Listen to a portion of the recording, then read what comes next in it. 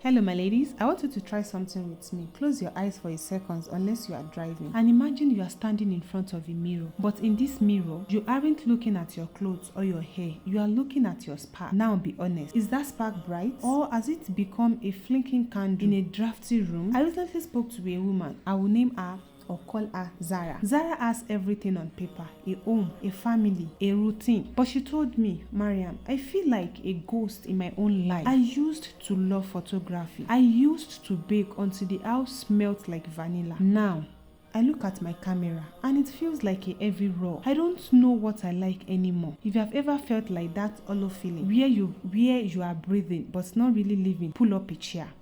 This is HeartTalk with Maryam. Today we are finding the woman you left behind. We aren't born confused. Think back to when you were 7. You knew exactly what you liked. You liked the yellow dress. You liked climbing trees. You liked drawing. So what happened? Usually it is the slow erasure. It is the years of being told, don't do that. It's a waste of time. Focus on your chores. What will people think if you start a business? When you spend 10 years, When you spend 10 years asking for permission to breathe, you eventually forget how to inhale on your own. You didn't lose passion. You buried it to keep peace. You traded your zeal, your passion, your love, your creativity for stability, and now that stability feels like a cage. Let's talk about the scrolling. You are at home, the house is quiet, and you spend 3 hours on your phone. You see a girl traveling, another girl starting a coffee shop, starting a business, another girl painting, and you feel heavy and tell yourself you are lazy. But you aren't. Here is the truth. You aren't lazy. You are just paralyzed. You are waiting for a lightning bolt of clarity to hit you before you move. You are waiting to feel like a photographer before you pick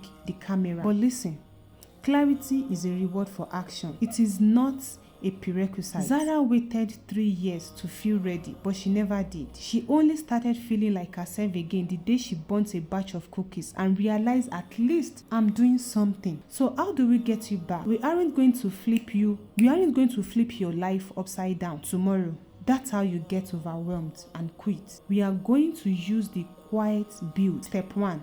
The power of 1. Stop trying to be a creative polymath. Pick one thing, just one.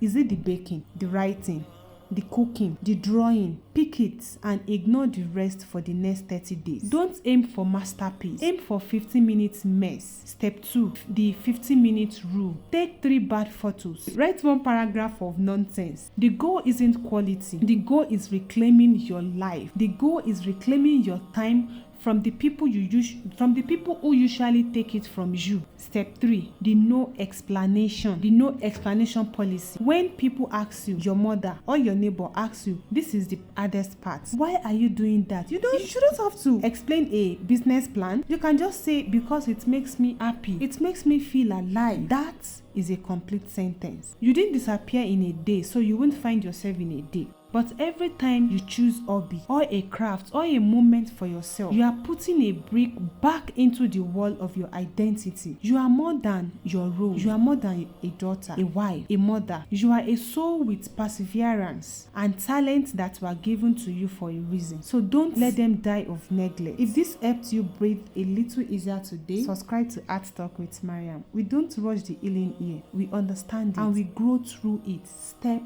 by step. I will see you next Sunday. Until then, live with dignity and keep your clarity.